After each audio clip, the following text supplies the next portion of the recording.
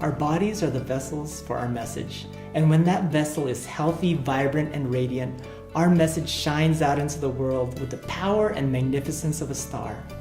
But when we're in a place of burnout, fatigue, or disease, our message, our practice, and our business suffers and takes us away from our greatest brilliance. Today, we investigate how we can create a self-healing lifestyle so you can have a strong foundation for your message, your practice, and your life. Stay tuned.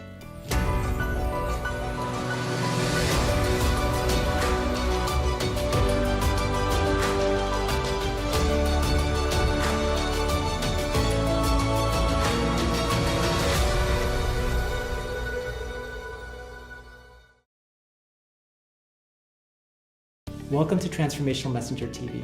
How do you feel about your health, your energy, and your vibrance?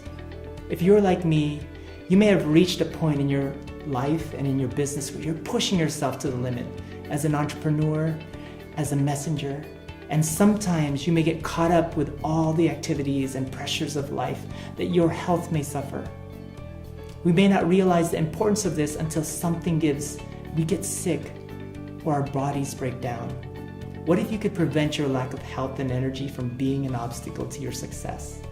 Well, today I have with me a very special guest who may have the answers for you.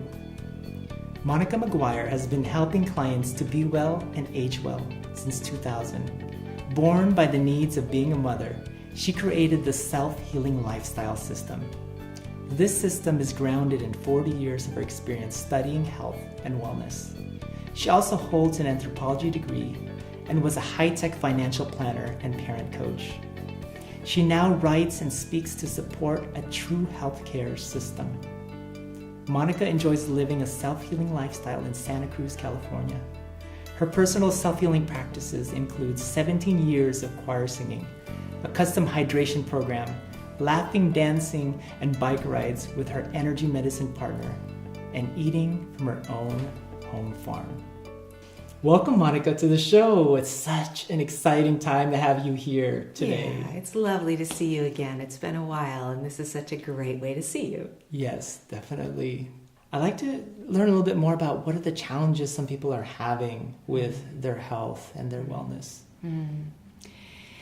As we discussed, and as we know each other as entrepreneurs, there's the biggest problem probably of burnout and not acknowledging when we have something talking to us, a symptom knocking on us, tapping us and saying, hey, notice me. And it gets a little bigger, it gets a little bigger.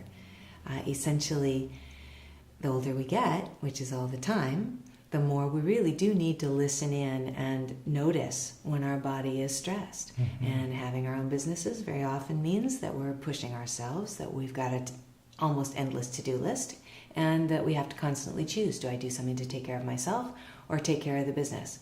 And most Americans don't really think about that, how do I take care of myself, very well. And different aspects of it. So we do have that need to acknowledge and notice if something's not working and ask, is there some way I could bring easier relief to it? Is it just a big hard question like, oh, I know I have to do this, I should do that? Or is it possible that there's some easier things that we could do that would bring relief? It's a good thing to ask those questions and find out. Yeah. We also have something not so good in our culture that we think a should sounds intelligent, that we think a should sounds like, well, I know what I should be doing. When in fact, it's very, very negative for our health, for our bodies to say I should do something as opposed to, well, do I desire to do it? Do I desire to find a way to do that? Do I desire some relief? And what can I do to get relief? And what will be easy to do compared to other things? Those are the valuable questions. I love that, because a lot of times we get caught up in the shoulds, but it's really about the desire and looking inward. We have to have a commitment first. Am I actually interested in feeling differently? Am I actually interested in changing something so that I can focus on this? Absolutely the baseline. And getting that commitment comes from, again, listening. Right? Noticing. Symptoms are soul messages. Symptoms that we think of as, oh no, I'm getting a cold. In fact, it's a way to say, I must not be taking as good care of myself because something is moving in. Yeah. It's very different from the germ idea. I've got to kill the germs. It's more, how do I strengthen who I am so much that there isn't room for some other set of microbes to move in and do something, play in our stomachs or throats or bowels or wherever it is that the diseases are starting, which is usually down in those bowels. But there's almost always a way to recognize I'm just not listening enough, and taking a few moments here and there to pause and say, what else do I need? That solves so much. And when we get the answer, what we need is usually something that allows the miracle of self-healing to happen. We are all self-healing miracles. Yes. That's life. Yes, we're all moving towards death, but along the way, we have healed from millions and millions of things, from little cuts to something moving in and adjusting to our systems. I agree with that. And I just had a conversation with a friend of mine who's a cancer expert. And he had mentioned, you know what? People don't know this, but when you get the healthiest person in the world and you look at their body, they're going to have some cancer cells in their body. Oh, yeah, all the time. And it's just, our bodies are so healthy that they know and they can distinguish the difference. Yeah. And they can eliminate that. And so I've also met other people who's never gotten sick for like 5-10 years. Yeah. And they're exposed to a lot of different environmental things, just like everybody else. And, this person's a healer. And so they work with all kinds of people who have, health issues, but they never get sick. And so it is possible. Yeah. For you. Imagine out there in the audience, if you could not have to worry about ever being sick, or at least reduce that chance of being sick, and have that vibrance and energy that you can bring to life. That's what a self-healing lifestyle can bring to you. And what Monica said is very important, was that commitment. And not a commitment from that place of should, because it sounds like should is the opposite of a self-healing lifestyle. It actually drains you. But coming from a place of noticing what you really desire, what your body wants. So that's such a powerful point. And there's actually so many things that are healthful and healing to do among those things that attract us. And if we can get a handle on the difference between needing a comfort and needing something that actually buttresses our health, then we really begin to recognize, if I have a comfort need from something that might be called an addiction, and I recognize what that comfort really requirement is, then I can see, can I address it another way? Can I fulfill that need another way?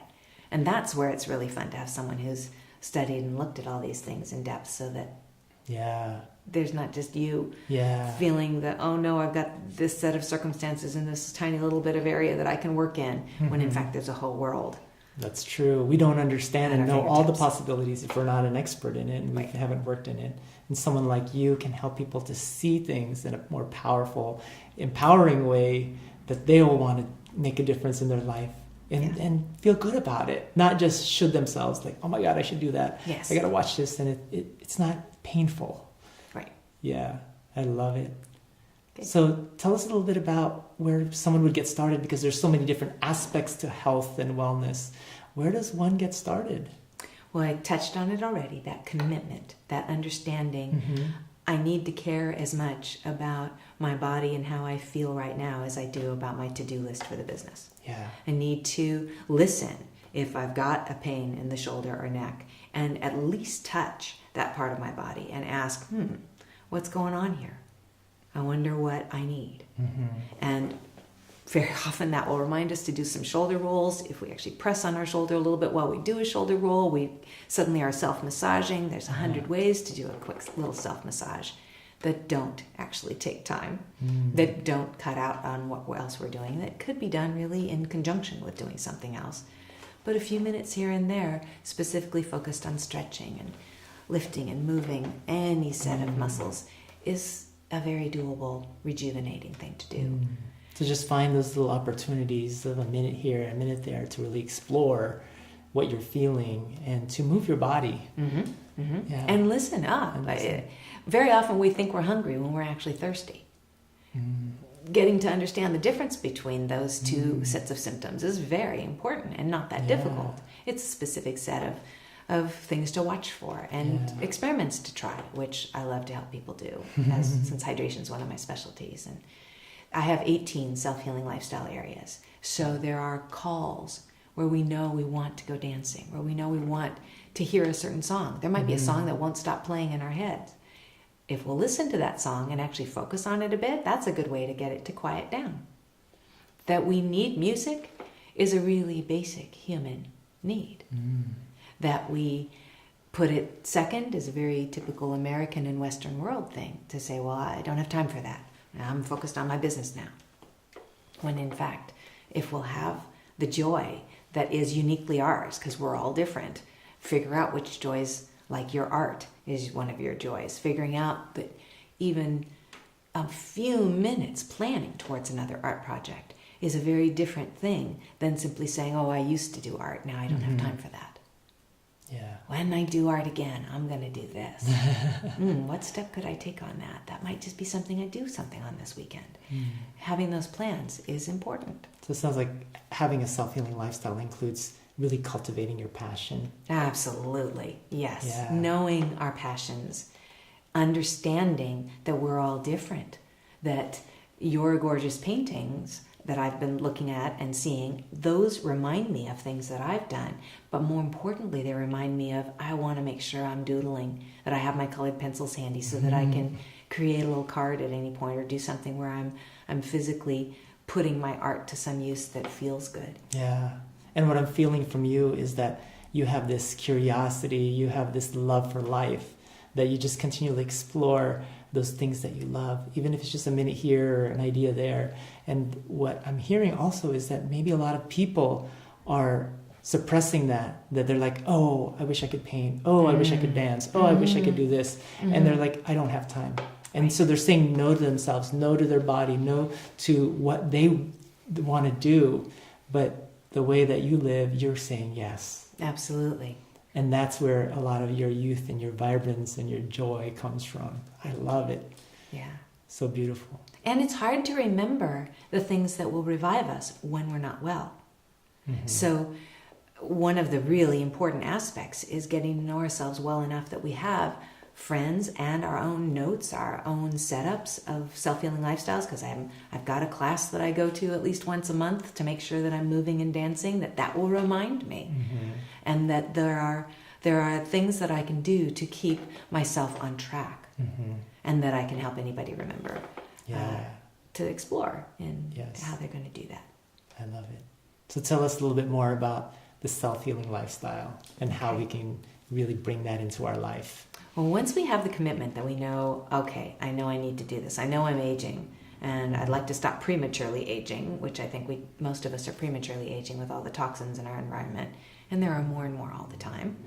That we know we have to make sure we can eliminate, dispel things that get caught up in our bodies, as well as eliminate some of the sources of things coming in, just to give ourselves a little more relief. Most of us have too much on our plates, and it's a matter of laying things out in the bright sunshine and saying, what's really going on here? That's usually a little easier to do with someone else, but we can do it on our own. We can start it on our own and examine bits at any point. Knowing where to look. Having my list of the 18 self-healing lifestyle areas is a great place, because basically we forget that having a few minutes to breathe deeply is a step lower on the concentration and difficulty scale of meditation. We may really want to really make sure we're doing that meditation on a regular basis. I think it's Dalai Lama says every day it's an hour minimum, unless it's a really busy day, and then it's at least 2 hours that he'll meditate. Really? Really busy days require more of that centering. Now, most of us aren't on that level. Counterintuitive. But at least we could more regularly give ourselves just that breathe in, breathe out, give a moment of rest. Yeah. And let that lead naturally to more, which it will, and or seeking, okay, how would I do that more? And then there's different kinds of meditation. Some of us, it's easier to meditate while walking barefoot in the garden, picking off leaves and, little bits that we don't want there. Some of us, it's really important to be laying perfectly still, to remember that we could, for example, meditate when we wake up in the middle of the night and can't get back to sleep. That's a time laying down to allow our bodies to relax another way.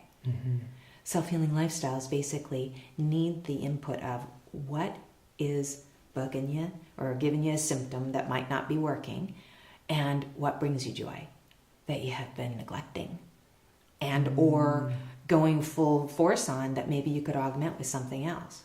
Playing with what is it that I do every single day that goes from the realm of habit that might not be serving me to self-healing lifestyle that completely supports me as well as gets all the same needs done that the habits were doing. Yeah. It's a consciousness thing. It is a consciousness thing. And what I also hear is a joy thing, that it is about following your joy. So it doesn't have to be hard. Right. And it's also about, sometimes in this world we think, okay, if we exercise, then we have to go to the gym and spend an hour doing this. But it sounds like you can start small. Absolutely. Even meditation, you don't have to do an hour like the Dalai Lama. Right. You could just start with breathing, like the times when you feel you're not in your body or you're feeling a lot of stress, that just taking that breath. Right. Start these little steps. And how do we remember to do that? That's usually the next big question. Well, one way is to make sure that we do create a plan for self-healing, that we decide we're going to lay out all of the details of our lives and understand what we need, what we want, what we're ready for, what we know we'll never do, because we've all got those subjects as well, and those are fine. There's no need to do everything.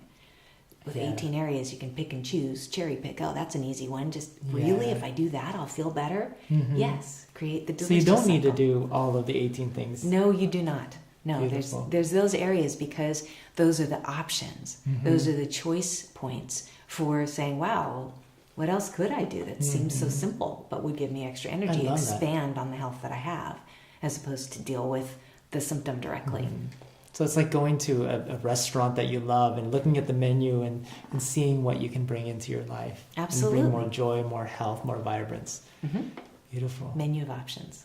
Love that. Yeah. And you said something about, creating that plan or the time Yeah. every week, right? Yeah. I call what I do with my clients the health hour. The health hour. Because how many of us really do focus 1 hour, only 1 hour every week, to ensure that we're looking at what's going on, what we're feeling, what we're needing, what we might be moving towards, what's worked so far.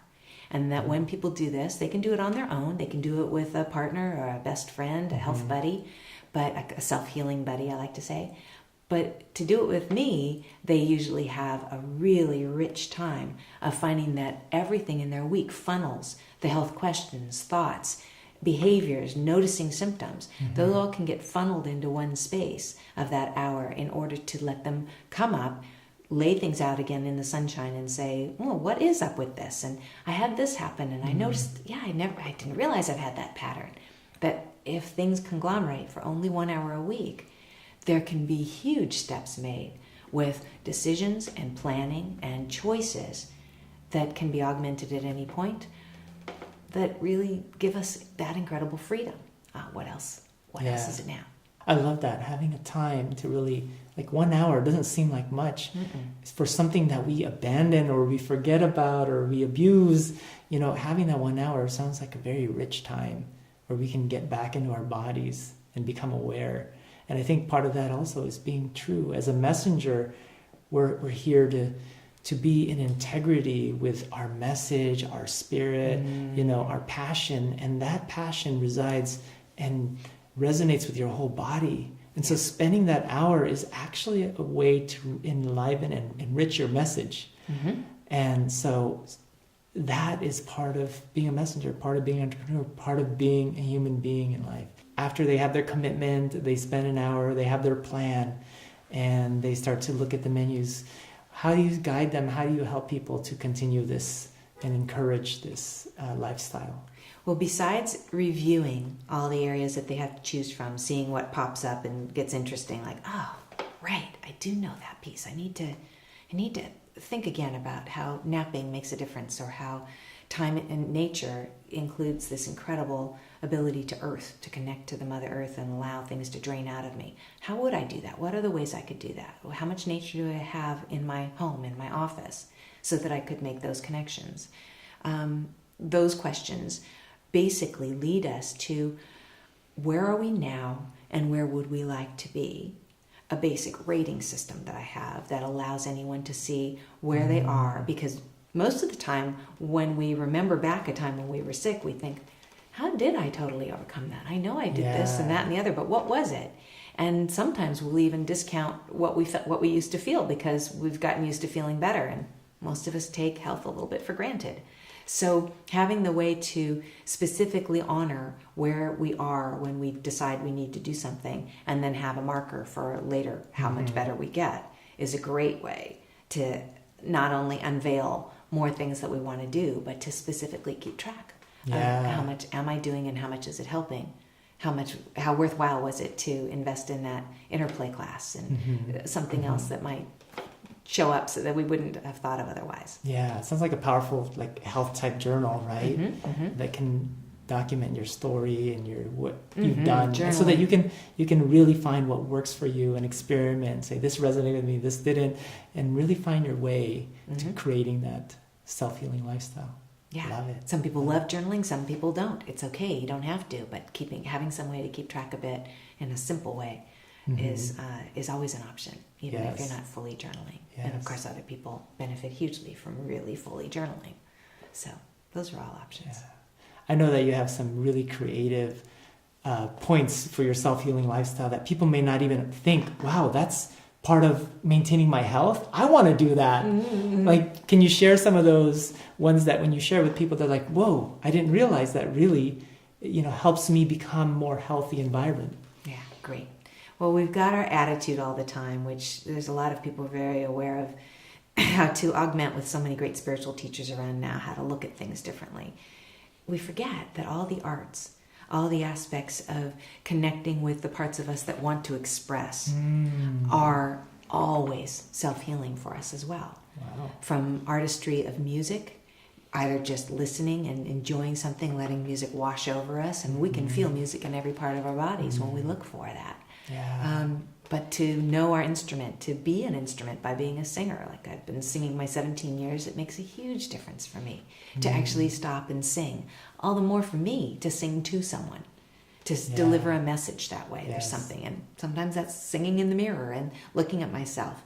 In fact, that's another one, a key piece we don't often do. Looking in the mirror and actually seeking connection the way that we do with someone else. Remembering to do that very simple step is often something that people say, right, I guess there is something there. And that can be very uncomfortable for more people, but laying out these options and remembering that there's artistry in everything, that we have artistry in the way that we might cook a meal, that we have artistry in the way that we will play with the things on our desk, that we can find artistic expression that brings us ease is obvious. That we can remember to seek new ways, to explore what other people have done that maybe we haven't looked at before is a lot of fun. So unveiling, unraveling some of the options. I love that, because we never think that little piece of us that's an artist or wants to just listen to music and bring it into our lives so that it helps to resonate with what we're feeling and processing where we are in our life is really part of healing. Yeah. Then we think, I'll do that later at a time. And you can do that when you're driving in the car. Of course. Yeah, you can sing in the shower, right? I mean, there's so many ways that you incorporate in that in your life. And real importantly, if your butt's hurting or your shoulders are tight and you can flip on a song from a video on the internet to anything else, that you literally can in the moment give yourself a 3-minute break anytime.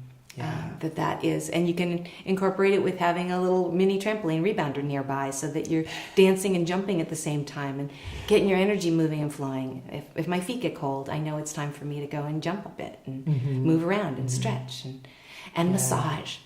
Oh my gosh, reflexology. Knowing that massaging my ears is always an easy thing. Even if I'm on the phone, whether it's a headset or anything, I can have one hand on an ear and give myself truly a full body massage. Touching our feet, our hands, same thing. We have the reflexology. There are reflexologies in other areas that are actually really fun too, because our intimate health is a whole other area that is a self-healing lifestyle. Yes. Women don't know, for example, one of my favorite areas and a leading area now that I work with people is women and our intimate health. Because we got 3,000 years we could be put to death if somebody thought that we were putting our pleasure ahead of something else, especially anything to do with men. And Yeah. so there's a lot of taboo. There's a lot of things that we forget. No, this is a health issue. Yeah. So and it's a part of being a human being. It right? is. It is an incredibly important part. Yeah. And that pleasure is so focused on now that we forget the basic health pieces, which are that, again, my anthropology degree comes in. Other cultures ensure that elders are never without a partner. Why? Because being sexually active helps the brain work better. And when our brains and our overall minds are flushed and running better, then we can share our wisdom with the youngers. And that's obviously important, but a very forgotten part of most Western cultures and most high-tech worlds and such. We leave the thought now all the more of our intimate living as something as a pleasure on the side, when in fact there are incredible health aspects. Yeah, that's beautiful. Yeah. So it sounds like there's a lot of amazing things in your list, and our audience will want to know how they can get a hold of that list. Can you share with them how they can learn more? Absolutely. Well, I have worked with lots of different people, and one of the current things, as I said, is working with women more. So I've been using the Replenish Well. Now, my Be Well, Age Well business name is moving into Replenish Well, so that we replenish our fountains of youth. Fountains of Youth can give you the idea of a really good Yahoo, and back to that intimate health piece. Because that is a vital, wonderful area for women to share information, and we're not used to doing that. So one of the pieces that I have really worked on is how to make sure I can get something to people, and the easiest way for me right now is to ask that people send me an email. And the one I choose for this is replenishwell@gmail.com, because it's an easy, accessible way to do this with lots of different titles. I will gladly send an email list of all of the 18 self-healing lifestyle areas and the basic ways to look at ratings, so that we have the ability to see, well, where else does this kind of thing go? What could I do? The list itself will be helpful. Understanding some of the ratings will be helpful and give you a good starting point for Love it. what you would like. I'm going to email That's you good. after the show so I can get that list. Sounds good. Great. Well, thank you, Monica, for sharing such wisdom and inspiration that our health, it doesn't have to be this should or difficult or challenging, that it can be fun. Yes. That it can be this joyous part of our life. And that even spending that 1 hour a week can actually help us deepen our connection with ourselves and empower our message. So for you in the audience at home, find a spot in your calendar. If it's not an hour, maybe 5 minutes, 10, just to take the time to reflect. What are you really feeling? How can you start to honor all of those sensations that you're feeling in your body that need your attention? And find ways to enjoy health and well-being, to replenish yourself. Monica has an amazing starting point, that list. So this is a powerful menu that you can choose from that can bring more joy, more health, vibrance into your life, into your business, and especially into your message. So until next time, keep shining your light and make it a healthy, vibrant, radiant light. And we'll see you next time. Take care.